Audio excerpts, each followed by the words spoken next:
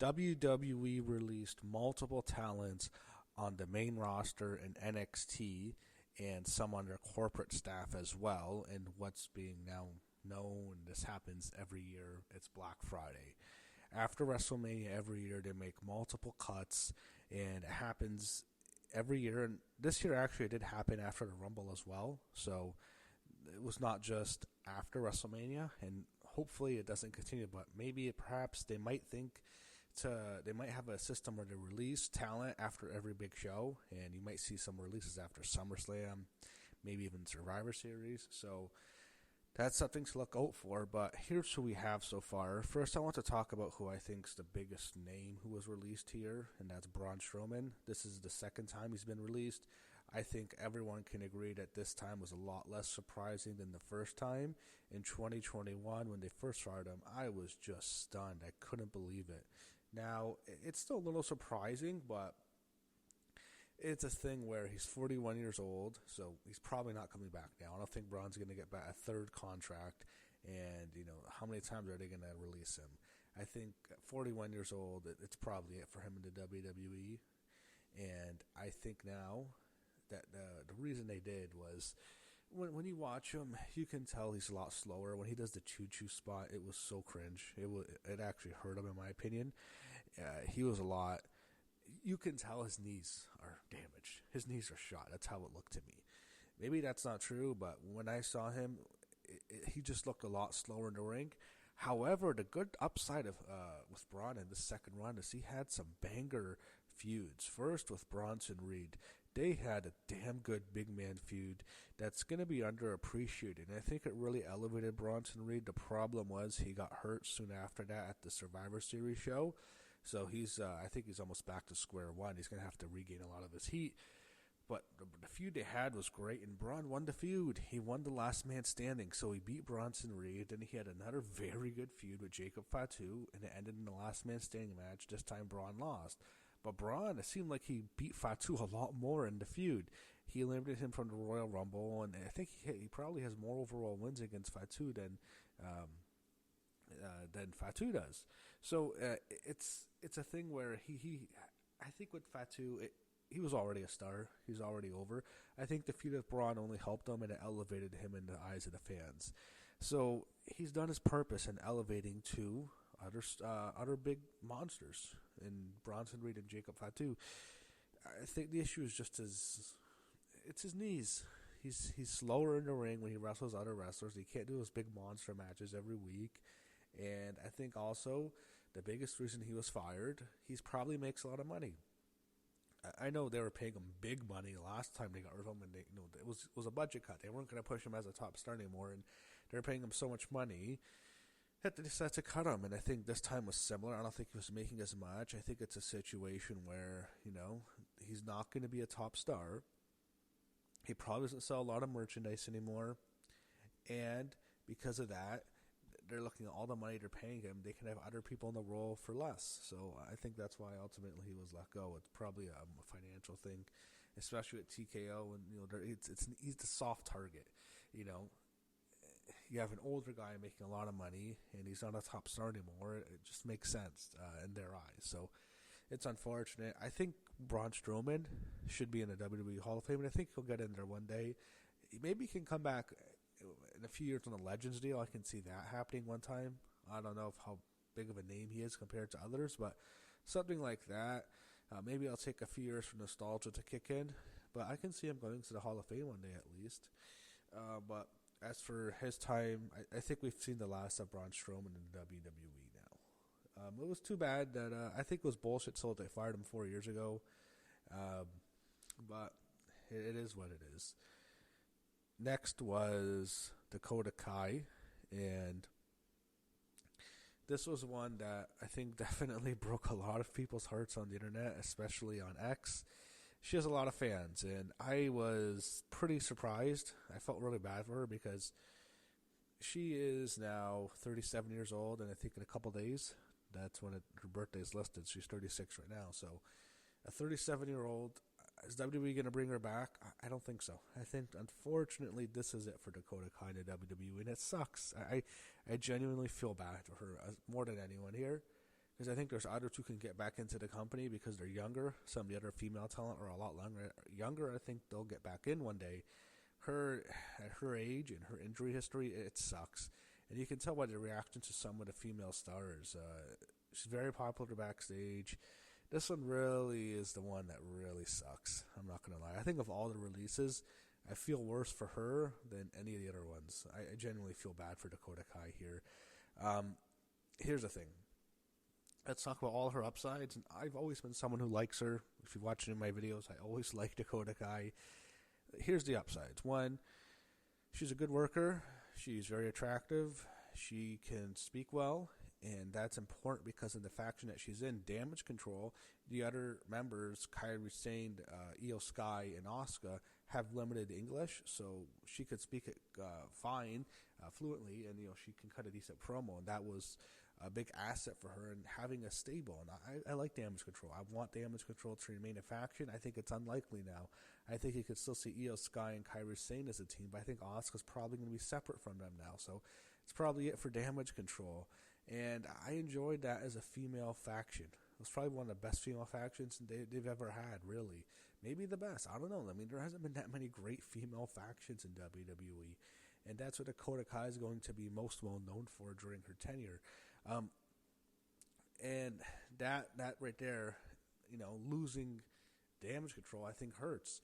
Another thing, she is good for the mid-card division. She wasn't going to probably ever get a major singles run as one of the top two world champions for the one, but as a mid-card, yeah, she could have been women's Intercontinental champion.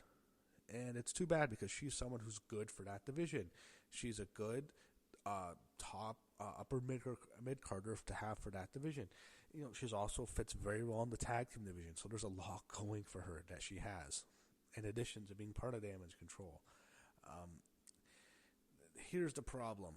This is what hurts her. It's her injuries. That's why I think eventually what did her in was the injuries. She's had numerous injuries throughout her career, and she had a bad ACL tear.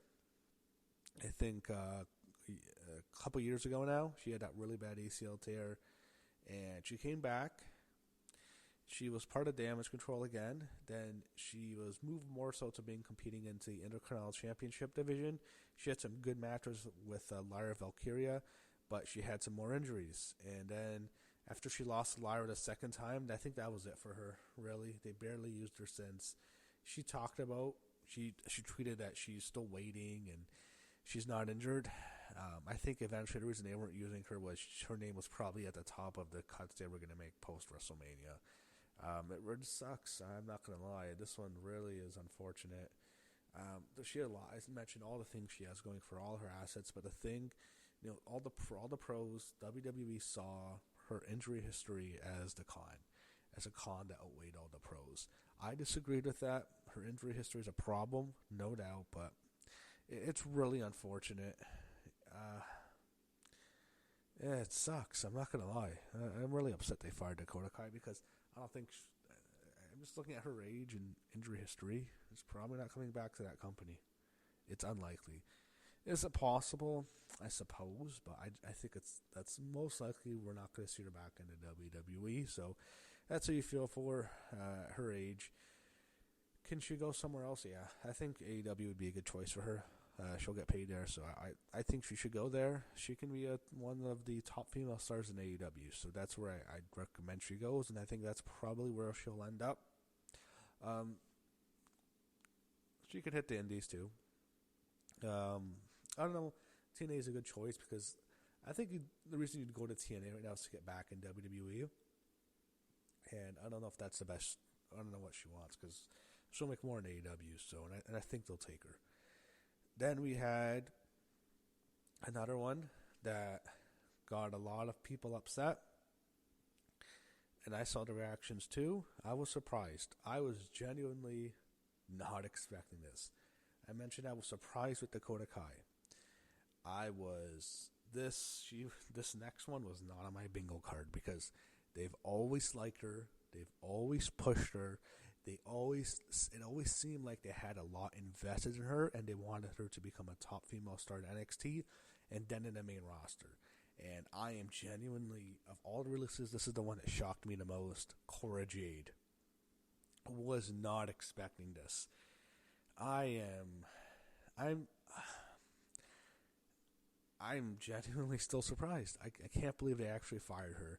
And again, you see the outpouring, similar to Dakota Kai. A lot of people are upset. A lot of people are sad that they fired her. She had a lot of support, and that helps her because, unlike Dakota Kai, her age, Cora Jade is 24 years old.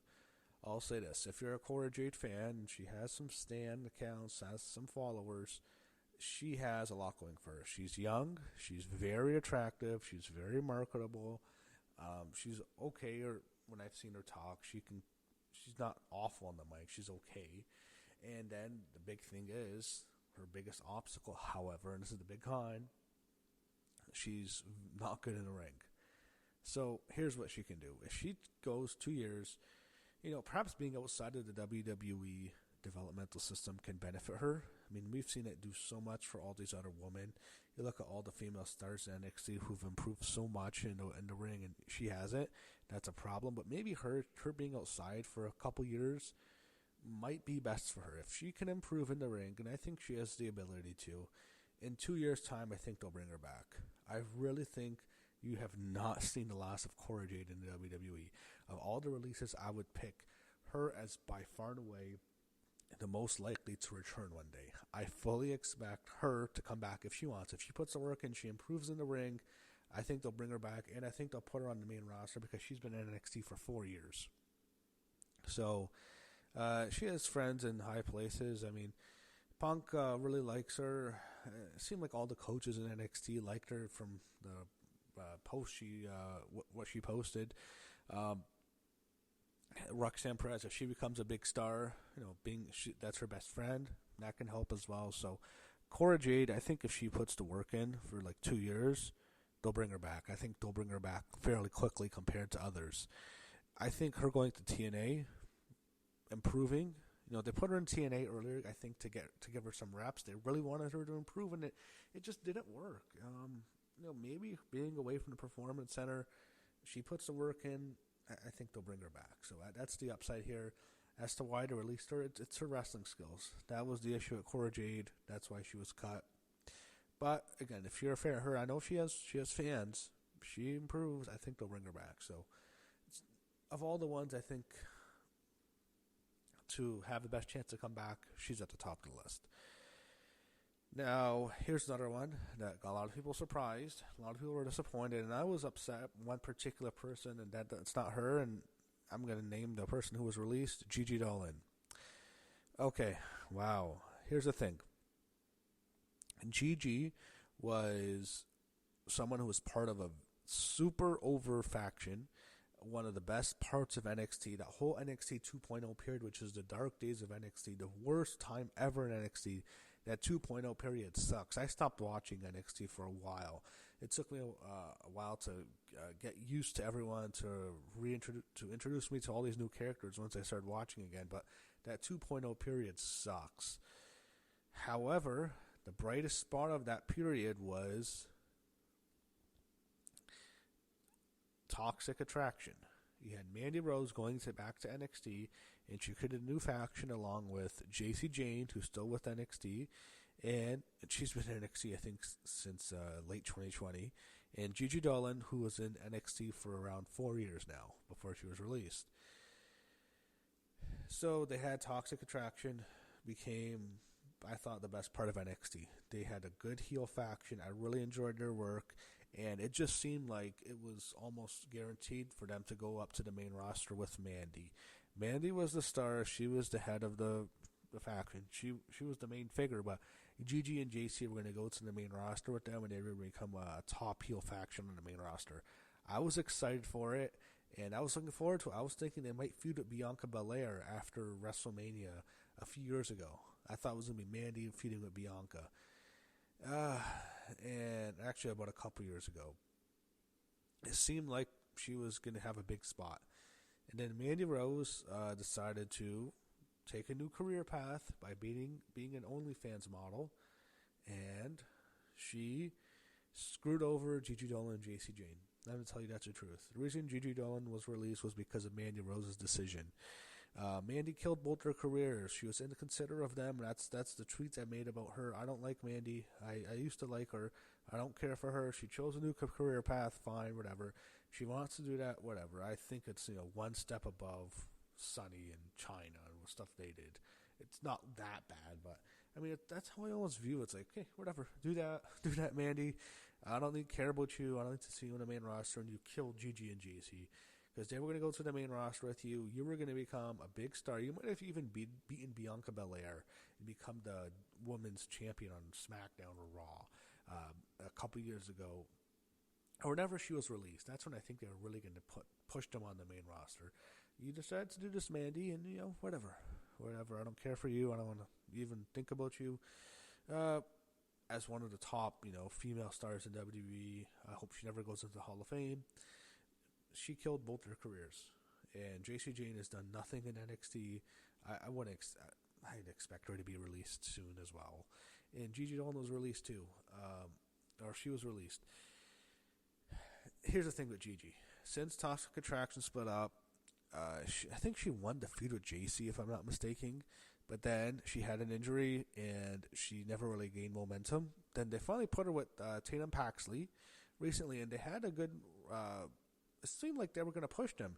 They won on the Sin and Liver show, and when I saw them win, if you were to tell me that she's going to be released like 2 weeks later, I would think you were insane. She had a prominent match against Liv Morgan and Raquel Rodriguez, teaming with Tatum Paxley for the WWE Women's Tag Team titles on the NXT show in the Fontainebleau in Las Vegas. They lost, but she was featured in that match. I'm surprised they fired her. I don't know. I don't know where Tatum Paxley goes from here. Gigi, and she was in NXT for a very long time. Yes, I know. Can't be in NXT forever if they're never going to call her up to the main roster. There's no plans. You have someone who's been there 4 years. She's had some injuries. Yeah, it makes sense in that regard. But I will say this. She's not as young as Cora Jade is. I think she's 27. And she was a name on the independent scene before that. She was Priscilla Kelly. She was known as the Tampon Girl. She's, if you don't know what I'm talking about, it was a pretty famous spot. I think if she improves and she makes a name for herself, I don't think her path is as easy to get back as Cora Jade's is, but I think Gigi Dolin could come back one day. And it's just annoying. I just hate Mandy Rose. Fuck you. She's Gigi Dolin was fired because of Mandy Rose's decision. She never recovered from it. It sucks. It just sucks. I hate Mandy Rose. I'm not gonna lie. Yeah, and it wouldn't surprise me if JC's gone soon next. Fuck Mandy Rose. Now here's some others who were released. You had Kayden Carter and Katana Chance. So this just shows WWE doesn't give a shit about the women's division, and that shouldn't be surprising based on the way they've booked it. Here's the thing. They never got over on the main roster. That's the truth. They never got over, and so this doesn't surprise me. They weren't used for months. They were briefly had an alliance with Zelina Vega and their feud with the Secret Harvest, but that's over now. Zelina beat Chelsea. No one cares about that feud anymore. And that was their role in the last few weeks. Before that, they were never on TV, so them being released is not surprising. In fact, I was thinking who was most likely to be released. I thought they might survive, but I knew there was a good chance this would happen. So as a team, I've enjoyed their work, though. I think they're good. They're one of the few real female tag teams in WWE. They weren't thrown together as makeshift teams. They feel like a genuine, natural tag team together. They have good chemistry together. They use a lot of cool combination tag team moves. They're both very short, so maybe there's some believability issues in the ring, but they were fine as a tag team, and it just shows that they don't give a shit about that women's tag team division. And Liv Morgan's going to take time off, and they're not taking the belts off of them. That tells you they don't see much in it. And I think that division was always damaged when they put the belts on the Iconics. I don't think it ever recovered from that, to be honest, but it's unfortunate in a way because it just shows that there's no path for that division. If they come back, I think they're both in their 30s, so I think it's unlikely they come back to WWE. I think they can have a run on the Independents as a good tag team. I think AEW might take them in. They might not. I'm not sure. I think TNA, they can definitely get in there. And AEW maybe in Ring of Honor. They can get in there. But I don't know if AEW will. It's possible. But I think as a team, they can have a decent run on the Indies, make some money, and I think they'll be fine there. But in terms of coming back to the WWE, I think it's unlikely. They were a good team in NXT. They had good matches in NXT. I enjoyed their work. When they came to the main roster, it's not to say that they weren't given a chance. It's just they never really got over. That was the issue. They became champions, but they took it off them and put it back on Damage Control, and they couldn't make much of a connection. I think that's why they were cut. But they were a real tag team, and it hurts the women's tag team division now. Look, for all the women they've released, when you look at that main roster women's division now, they really should consider scrapping some of those belts. The Women's Intercontinental Championship and Women's U.S. title, you can get rid of them both. I don't think they really matter at all. You can really cut them both. And the Women's Tag Team division, it's a joke. I mean, there's nothing there. So, it is what it is. I'm going to go through some others. Those were all the biggest names, but here's another one, Shayna Baszler. I think this was the most likely. I fully expected her to be cut, and I'm actually surprised that Zoe Stark wasn't released with her, especially after her comments towards Liv Morgan, who was a much bigger star. But Shayna Baszler, nothing much. She was never over, never got it over with the fans. Just never really thought she had the potential to be a big star. Her look, I don't think really was super marketable. I think that's why she never really connected. Her best moment on the main roster, originally she had to feud with Becky, but Becky won, and she shouldn't have beaten Becky. She's not over enough. She's not have enough star potential to have beaten Becky during her super hot run as the man. Shayna, she just never got a reaction. She was never over. In NXT, I don't think she was ever over. She was pushed heavily. It was almost a reign of terror, Triple H's reign of terror. That's how he kind of booked Shayna Baszler. That's how I felt it. She was never a big star in NXT. She never moved merchandise. They booked her as this monster heel champion. I don't know why. I never really understood why they had to push her as hard as they did. There were so many other women who I thought had so much more potential to be stars than she did.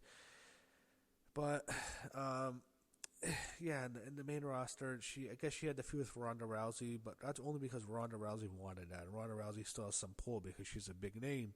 And Rousey, when she lost to Baszler at that SummerSlam show, that was Shayna's highest moment, and no one cared about that match. The fans were dead. Ronda just wanted to lose to her friend. That was it. No one cared, and Baszler really didn't do much. She was part of that Pure Fusion collective with Sonya Deville and Zoe Stark, one of the worst stables in WWE history. They get no reaction. Sonya didn't have her contract renewed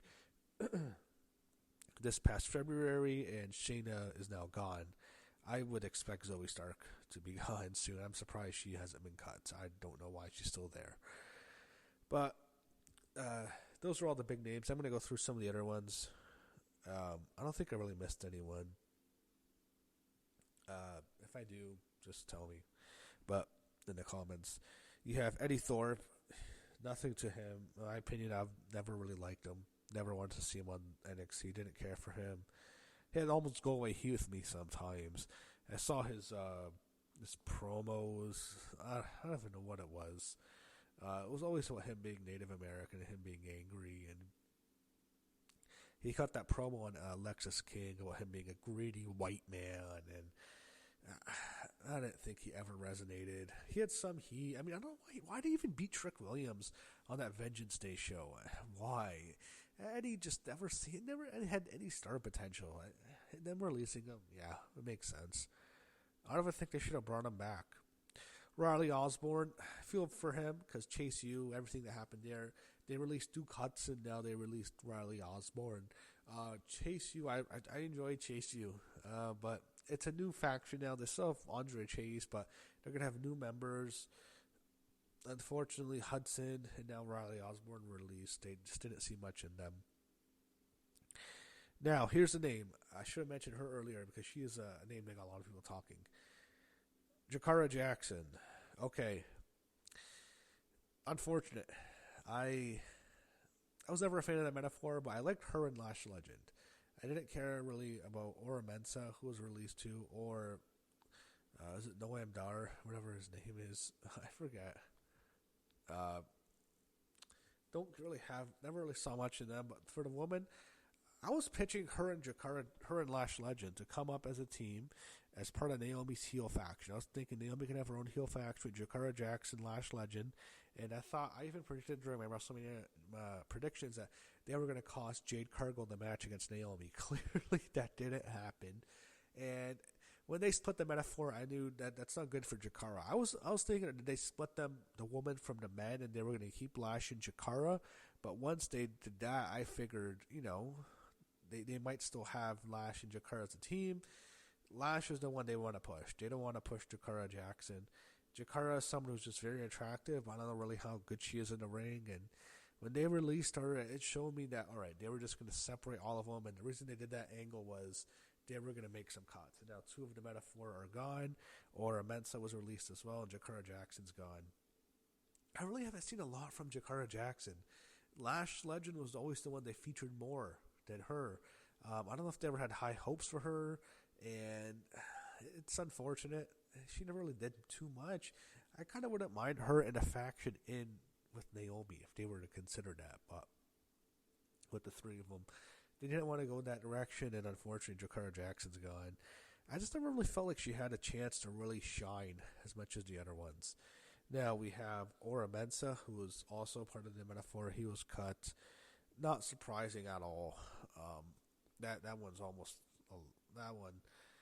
Once they split them up, I think that was obvious. Really, I really don't know much about him. I really don't remember too much anything in particular about Oro Mensah. He was just a guy part of the metaphor. I don't think he was ever much of a name, a star, and I can't say I'm too shocked. Javier Bernal sucks for Tatum Paxley. That's her husband, and I think probably her closest friend, Gigi Dolin, was released as well. And there's another friend who was released. We'll get to her later because her name came up a bit later. But Javier Bernal, not a huge surprise. Don't really see him much. I don't think they had much plans for him, and they just made a cut. Now, here's who was released on Saturday. Late Friday night, early Saturday morning, until Saturday during the day. First, you had Gallus. You had Wolfgang, and then you had, I think it was, who else is in Gallus? Is Joe Coffey. And then also, worth noting about Gallus is they were training The Rock during his return to WWE last year, so that kind of sucks. They played a role at least, but you had Joe Coffey, Mark Coffey, and Wolfgang as a heel faction. They were mostly prominently featured in NXT UK more than on the main NXT show. They had a bigger role there, but then when they moved them over, they just didn't really do much. I can't say I'm surprised. They weren't really featured. The last time they were on TV was December, so can't say I'm shocked. They just didn't really have much plans for them. It just happened. If anything, they could have been lucky that they weren't fired like all the other NXT UK people were. But them being cut just isn't a huge surprise. Then you had Dani Palmer being released. She was mostly featured in NXT. On WWE Evolve. Not a huge surprise. He just didn't really use much in her. I've always seen her name whenever I'd look at the main roster, but I didn't really see too much what she can do. I think I saw her in NXT in one episode this year, if I'm not mistaken. It just didn't seem like they had much plans for her. I've seen her name on the roster for a while. It's just they never really used her much, and it just came a situation where they made a cut. And finally, here's the last time I'm going to talk about. She was not fired, but her contract was not renewed, so she will no longer be with the company. Shotzi was cut. Or not Shotzi was cut. Shotzi, her contract wasn't renewed, so we're not going to see her anymore. It's too bad, I hear a lot of good things about her, stuff I've read, but she had some injuries that definitely hurt her. I don't know if they had any plans for her to be a big star.